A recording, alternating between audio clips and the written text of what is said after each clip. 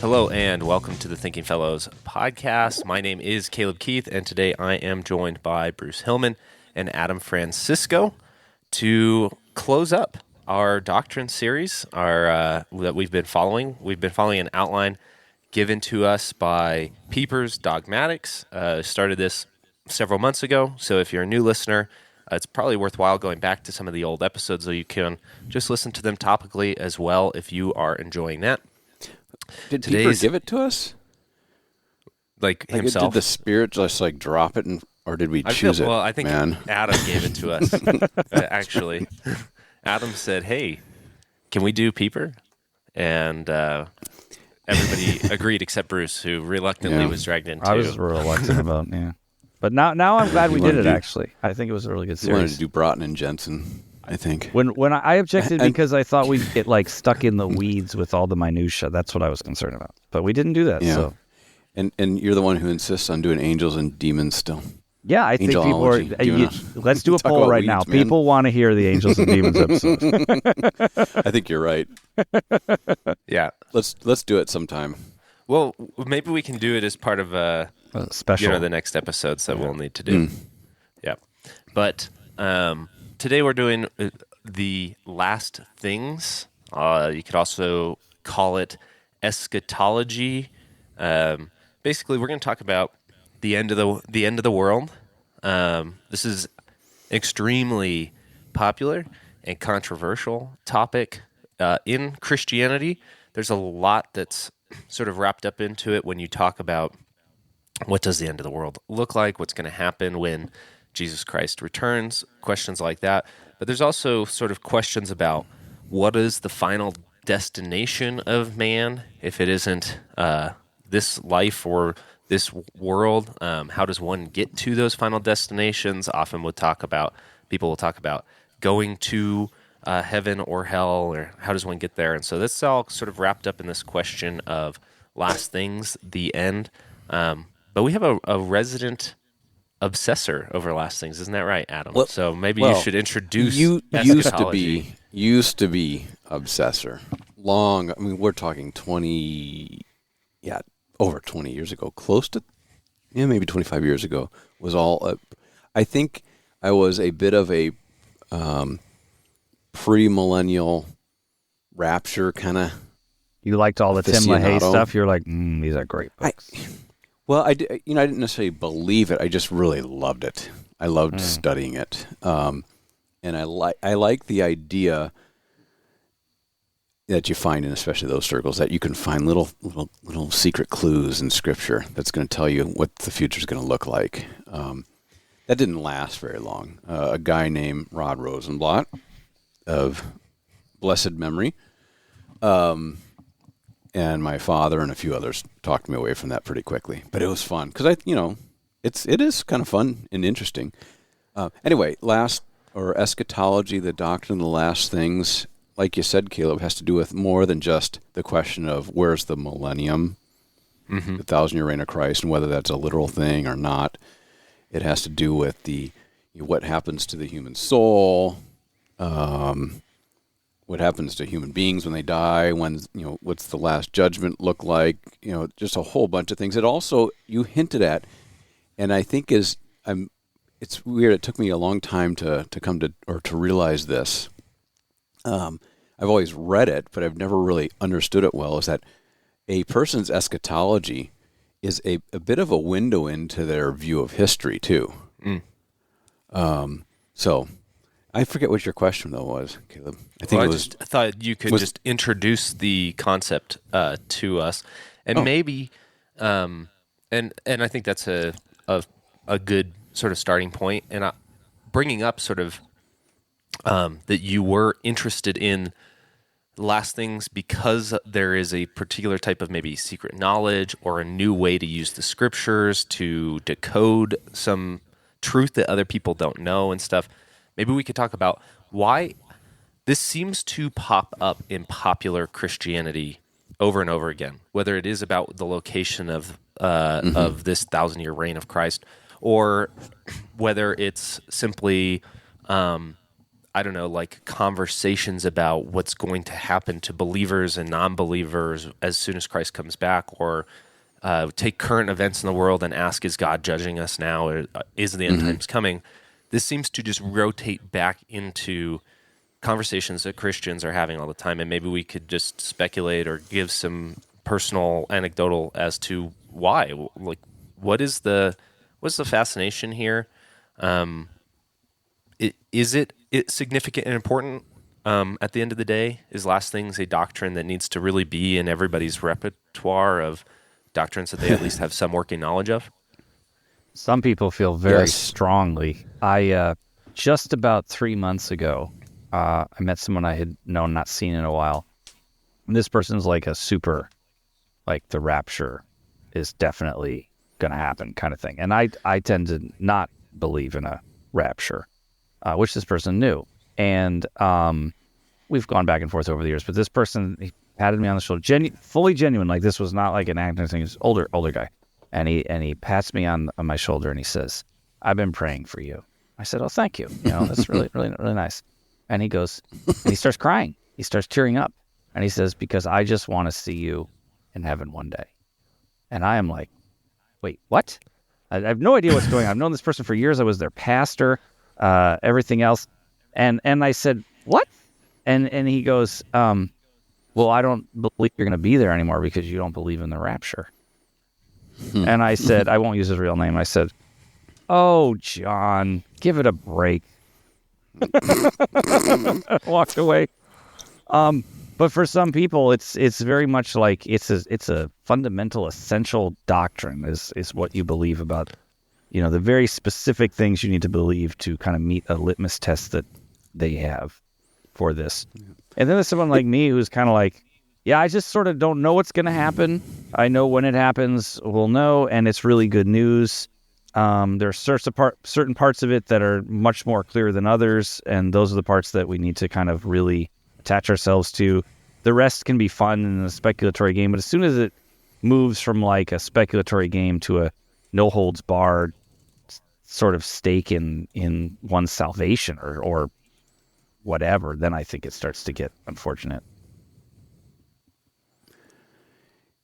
Yeah, that's the interesting thing in what do we want to call it? Popular Protestant Christianity in America, evangelical Christianity in particular. The one's doctrine of the last things is almost a shibboleth or a marker of whether you're an Orthodox Christian or not, and it, at least in practice, kind of is prioritized before even something like the doctrine of justification by grace through faith on account of Christ alone, right? So and that's the problem, to be sure, Christians for all times and all places have confessed there will be a last day, a resurrection from the dead, and so on. I think, the word is not shameful. What is sad, I guess, not in a weepy, emotional way, Bruce, but, unfortunate. Unfortunate. There you go. You're always so good at giving me these words, but is how Christians have split so sharply over eschatological lines and a view of the last things based on highly symbolic books. Yeah. Mm-hmm. And there are passages in Scripture that are pretty clear about there being a last day, but even God in Christ says he doesn't know when. So any group that would try to plot out when that might be, that's a bit problematic. And they know better than Jesus. That would separate you from other Christians is bizarre. But at the same time, the separation makes a whole lot of sense because it's not just a little doctrine. There's a real different worldview than, say, like progressive post-millennialism than amillennialism.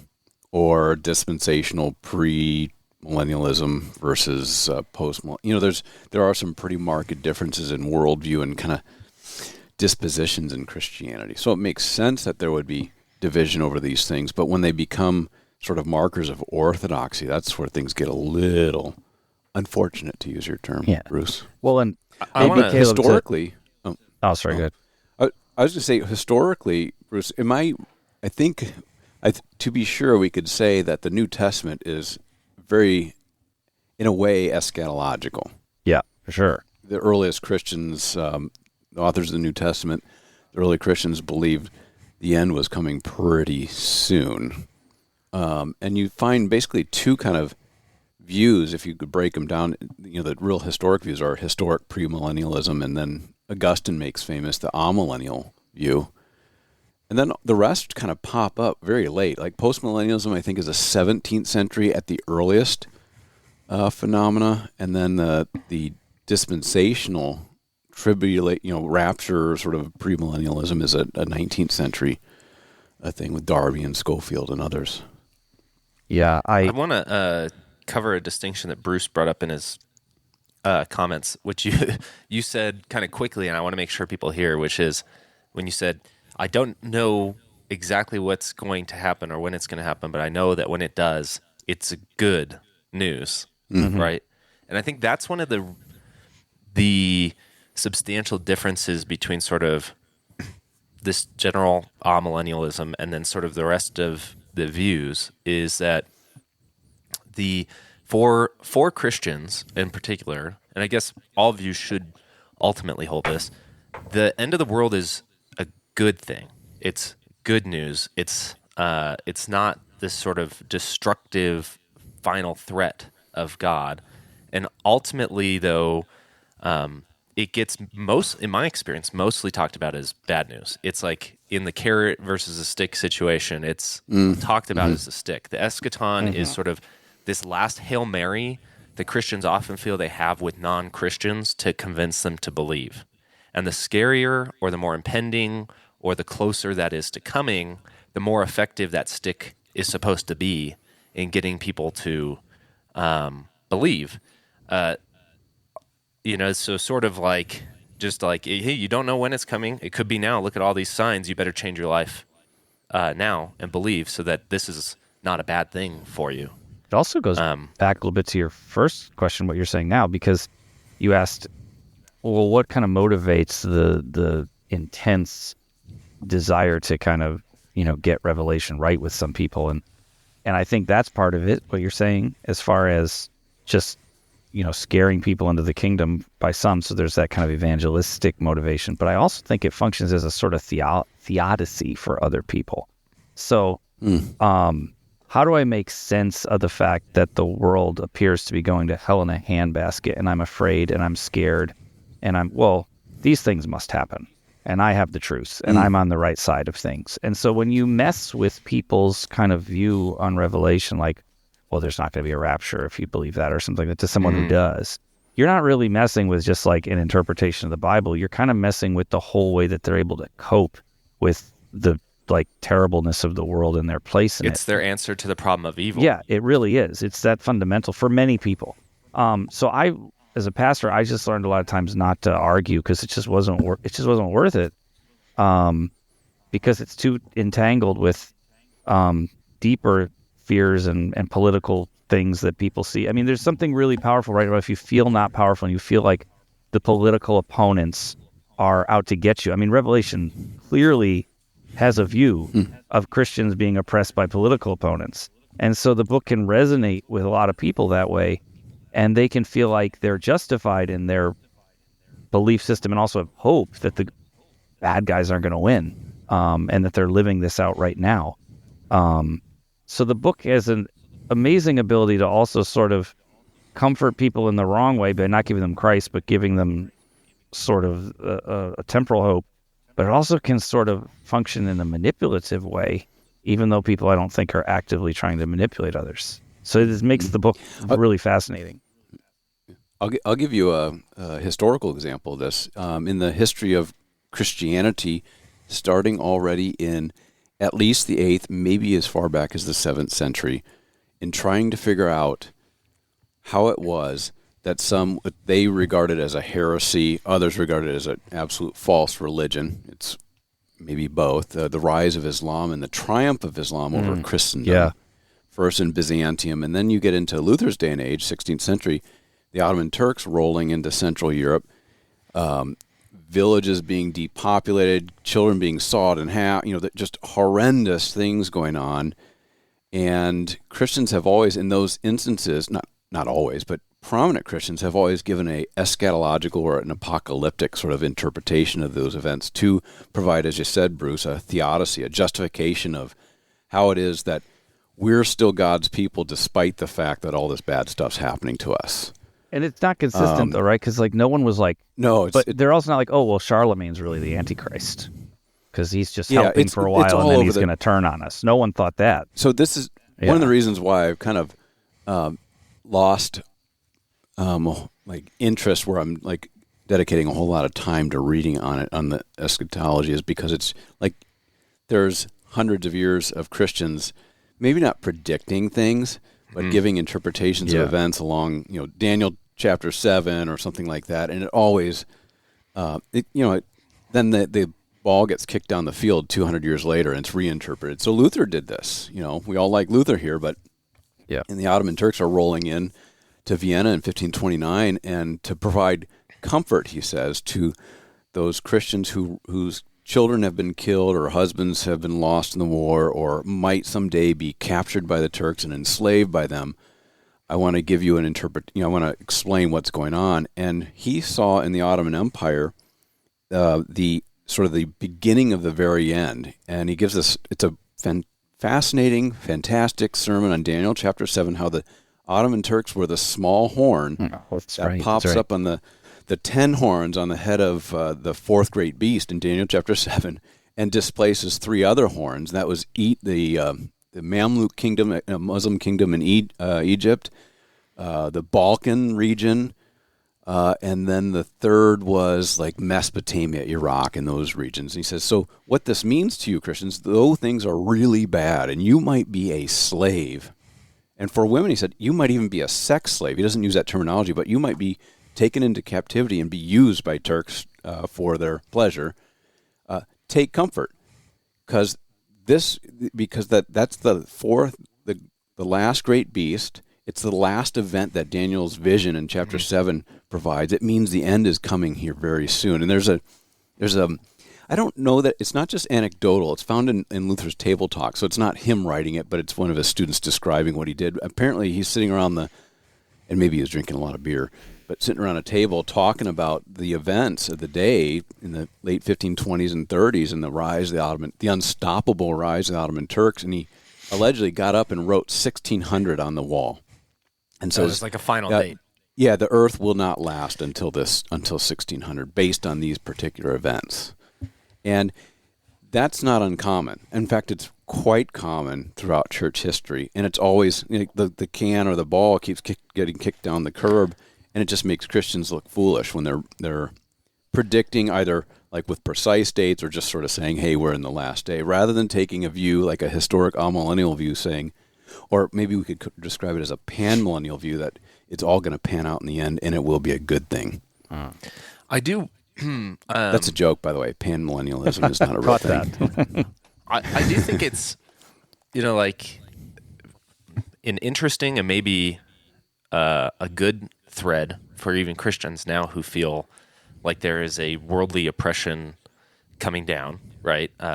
We've talked many episodes about the anxiety of the changing West right now, and Christians responding to that.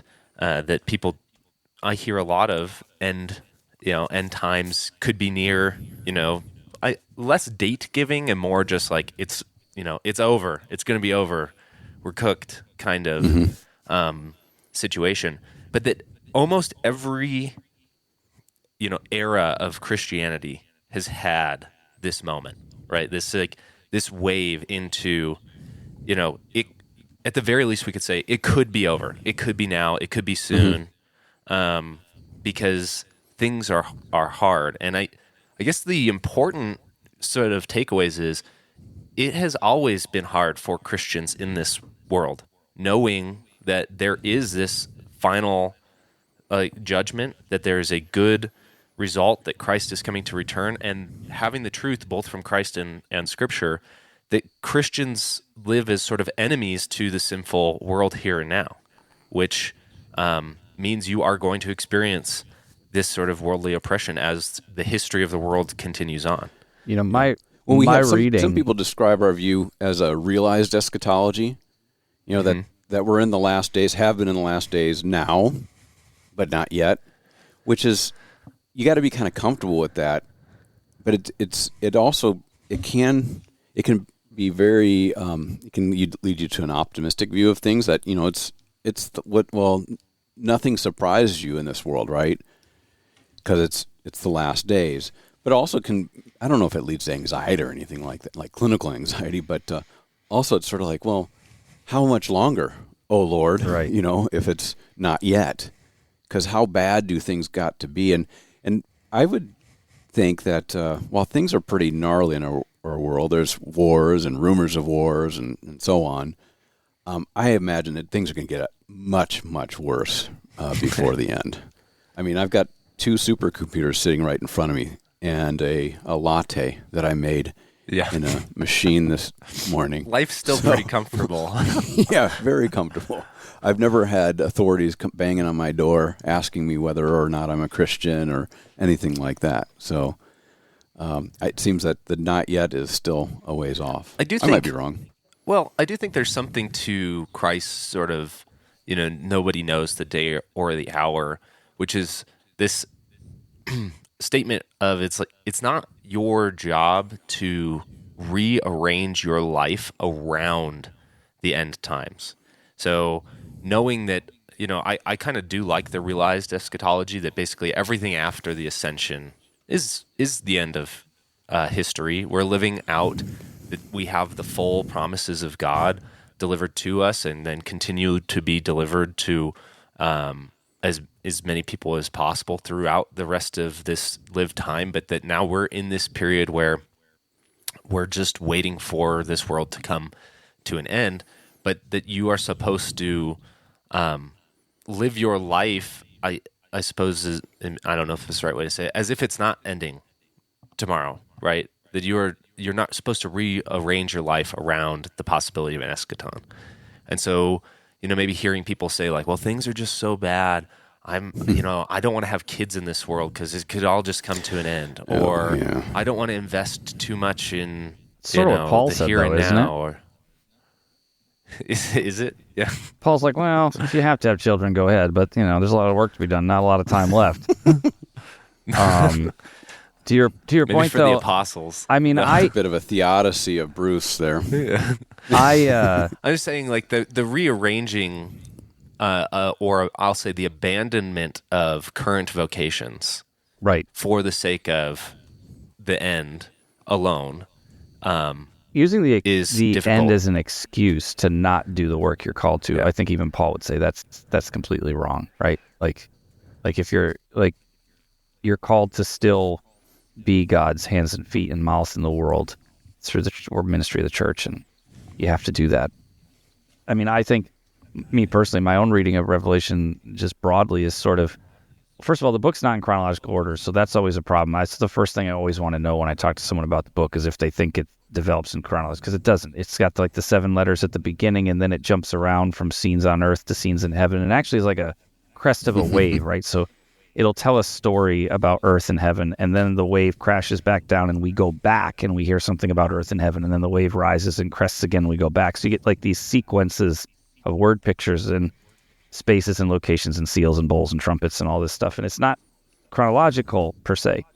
You have to kind of piece the whole thing together. And for me, like, I think that the book is essentially, for lack of, I guess for the quickest summary, is this is sort of a pattern recognition. So it's like, when John was writing these things, there was an Antichrist. It was probably Nero. There's some evidence that he was directly referring to Nero.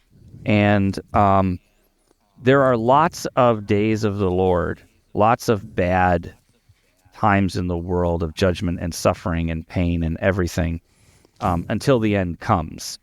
And the problem is that where the very end will be the worst of all those previous ones, the book is trying to say, don't don't try to identify that you're in the very end, but do try to identify that you may be in one of these patterns, because the same thing will happen every time. The church will be oppressed. The church will have to go underground. The church will still have to proclaim its message. It'll be winnowed and weaned down in the suffering crucible that it will go through. But up in heaven, God is still doing his work. God is still in command. And so, in a way, the book is transcendent because it speaks to all forms of human suffering and Christian suffering by saying God's in control, but also gives an explanation to why God is allowing these different sufferings or days of the Lord from happening, and that you don't really want to try to pinpoint when it's going to happen. So the whole rapture thing, one of the things I have a problem with that is it's sort of, I have someone else I know too who's convinced that the end can't come till the Temple Mount is rebuilt in Jerusalem. There's no way it can happen because that's a promise. Is there a Red Bull? That's a promise. Is there a red heifer? Yeah, it's just like too? So it's. I think that's a real mistake in reading the book. The book is trying to tell a suffering church when it's written to have hope because of what God is doing, and that message remains for wherever the church is suffering in any part of the world. I mean, you think about is it the bulls or one of the seals? I sometimes forget. Or like a quarter of the earth is enveloped in pestilence, and another is in war, and another is in... well, that's kind of true anytime. And if you're in that time, like if you're in that part of the world where that's happening and you're a Christian, you definitely need to know that there's a heavenly court that isn't allowing chaos to occur, but in some ways has a responsibility in it even, but is also working things out for good. So maybe I think the next portion is to talk about the sort of the sure things of the last things, those things which aren't speculative, but are the promises that Scripture actually gives us concerning the last things that make it good news. And I think prime among them to talk about is the resurrection of the dead, the bodily resurrection, right? So this is a doctrine that belongs to the last things. It also belongs to earlier categories that we've talked about, like the promise of the gospel and stuff. But this is where that overlap of good news happens, right? Yeah. And it's what distinguishes Christianity significantly among, especially at the time period when Christianity kind of first came to be, from everybody else, right? I mean, this was really controversial that there's a resurrection of the body. Adam, I actually don't know this, and I should, but what does Islam say about the resurrection of the body? Do they believe in a resurrected body, or do they believe just in souls? Mm-hmm. They do believe, right? In a resurrected body? No, resurrection of the body. Yeah. Yeah. If you go to a Muslim-majority country, they're all, I'm sure there are Muslims who get themselves cremated or who are cremated, but generally speaking, it's a traditional burial, but just underneath the surface of the ground. So that there's not as much stuff that encumbers you from rising from the dead. But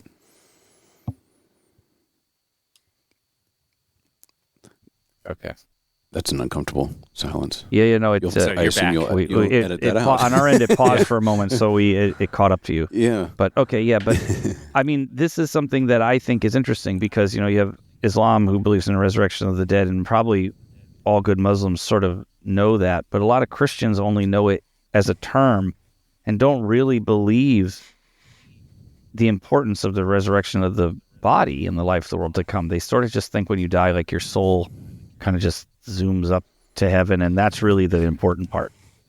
And the material existence isn't important. Where like death becomes, like your personal death becomes the last things anyways, right? And so you get, heaven and it's all good now, right? Right. It's sort of over. But the promise for Christians is actually that the last things happens for you even after your death, right?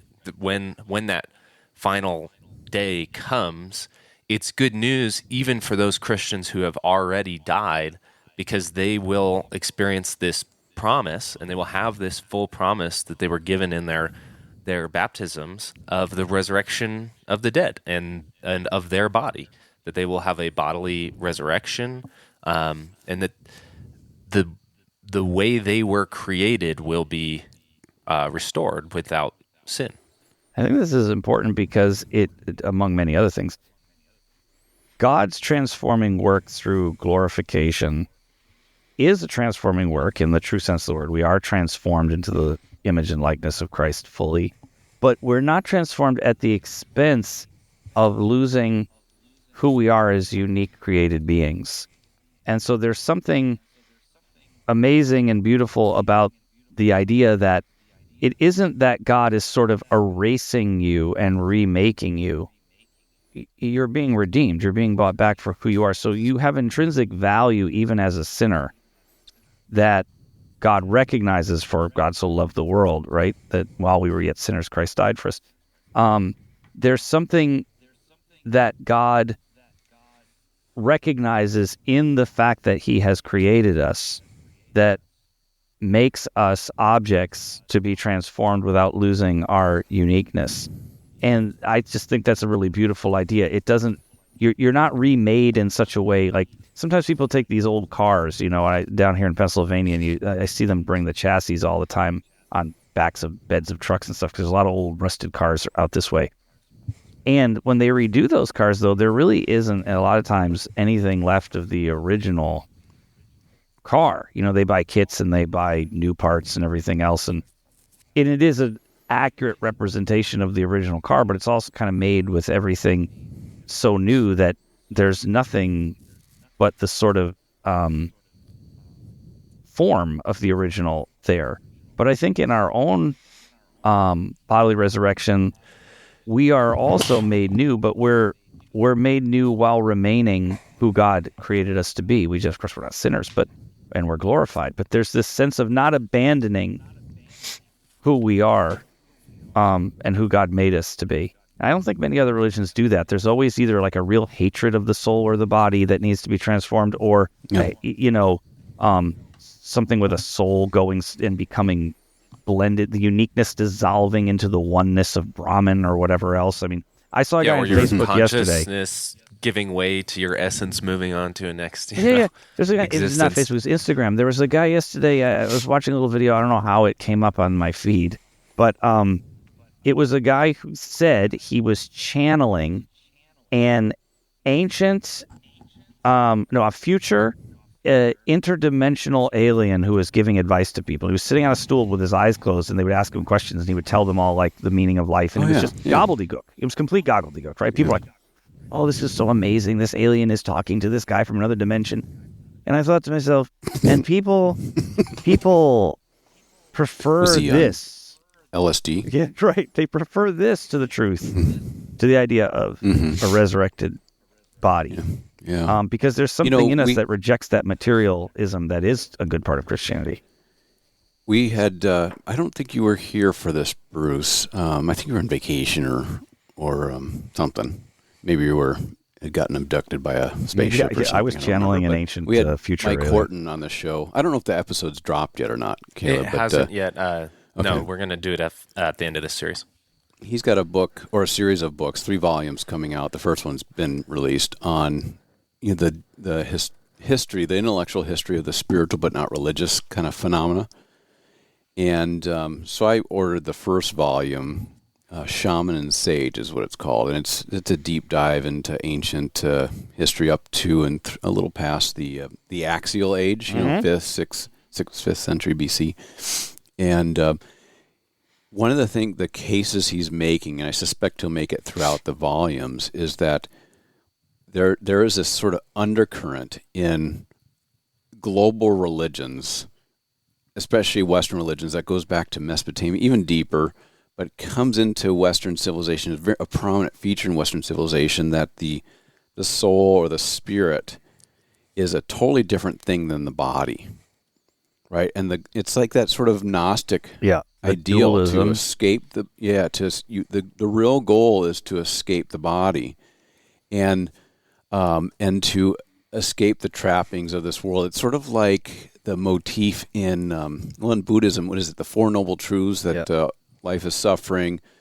Suffering is due to attachment.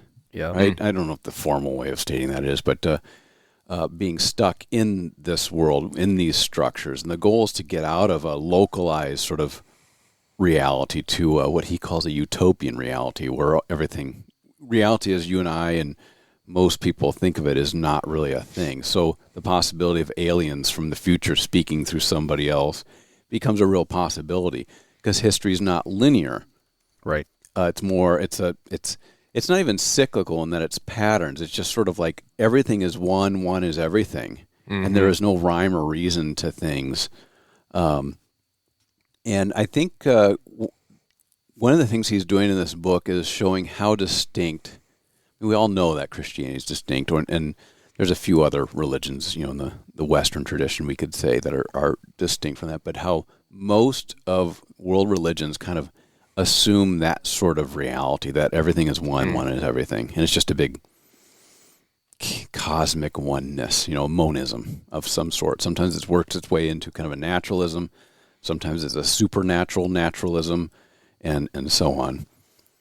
But the early Greeks, one of the reasons why the Greeks did not one of the reasons why they laughed at the assertion of the gospel was not just that the cross is foolishness, but the claim that Jesus rose from the dead made no sense in their worldview, because while they could believe in a resurrection of a sort, they did not believe a soul and a body would rise together, because the goal was for the soul to be released from the body, to transmigrate, to be absorbed in the oneness or what have you.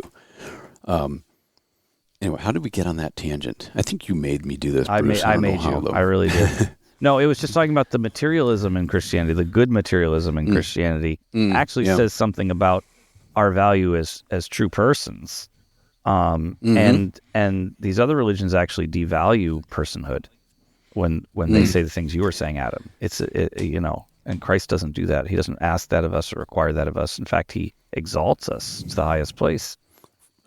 For real, like the Eastern religions, Buddhism and Hinduism generally, I mean, you correct me, please, Bruce, but essentially they say that while we see individual persons, that's a kind of a construct. Yeah, that we've that we're all just sort of this one. Yeah. So there can be no like real personhood, like real individuality, like that individual person matters, because they really don't, because they're not an individual. Well, in the deepest sense, entity distinct from me or you or what have you. In the deepest sense, Buddhism would say actually none of this is even here. Yeah, like it's all an illusion. Maya.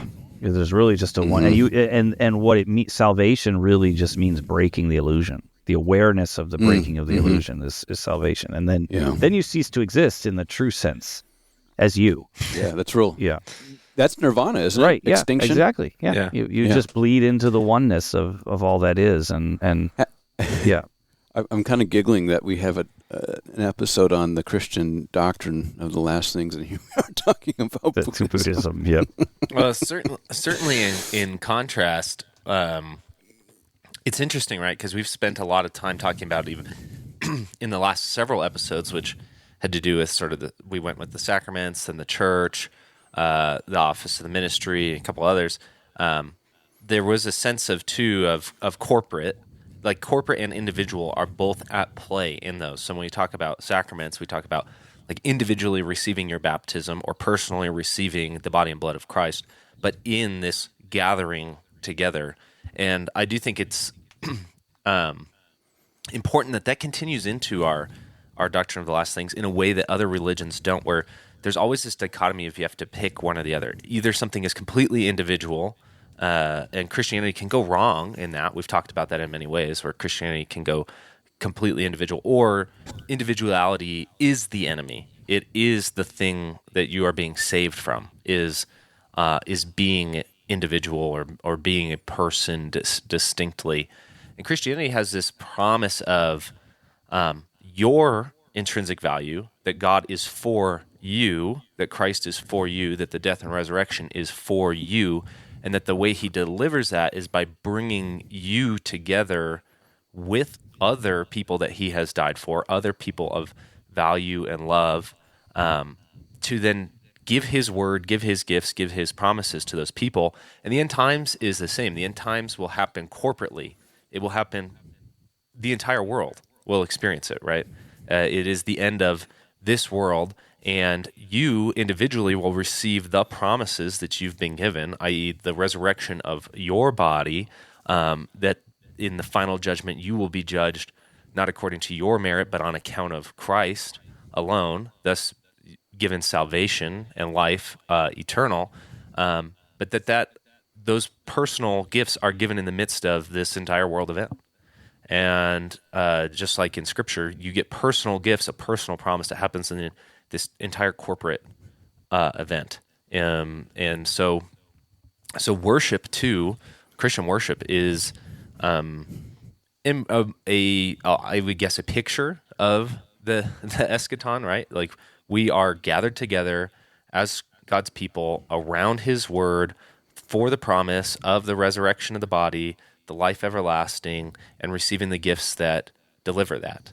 And so if you are worried about being prepared for the eschaton, it doesn't really have to be about believing in certain pieces of the eschaton or having all of your doctrine in alignment before the last things come, but in fact receiving the promise of the last days here and now, gathered together as the church. Well said. So we want to. Oh no! Did I just end the episode with that? That's possible. That is a good It sounded like an end. It sounded like an end. Okay. Theme. Cool. It's not the end of the end, of course. The end is still to come. But yeah, it's now, but not yet. yeah. Well, I mean, I'm happy to wrap this up here. I think the most important takeaway of eschatology, of the doctrine of the last things, is that truly for those who have received the gospel and the promises of Christ, this is good news, that you will be saved, that you will have this bodily resurrection and all the gifts of Christ delivered to you, and that it is an end of sin and death and Christ's sort of the realization of Christ's final victory over those things, and that we can look forward to it in the midst of suffering and evil now, because God continues this world for the proclamation of that gospel to redeem more souls, so that this promise is not limited. And so we're also thankful for that God's patience has allowed us to be saved as well. And so I think, in fact, viewed correctly, this is very, very good news. We thank you for joining us this week. This is the end of our dogmatic series on the Thinking Fellows. We're going to move into some more topical episodes, probably after some planning, followed by another series. If you have any ideas for some of that, or you have any questions, we'll consider those. There's a contact page at 1517.org. No promises that we can do everything that people submit, but certainly open to ideas that might help us jog into the next series, or some topical episodes that you listeners at home think would be important for us to cover. If you've enjoyed this series of the Thinking Fellows, maybe you're a newer listener, maybe you've seen us because you listened to some of the other 1517 podcasts, or you've gotten some marketing in the form of email or Instagram or YouTube or something like that, you can subscribe to this show in your favorite podcasting apps. You can also find the Thinking Fellows at 1517.org. We hope you continue to listen and enjoy the podcast. We will catch you next time. Bye.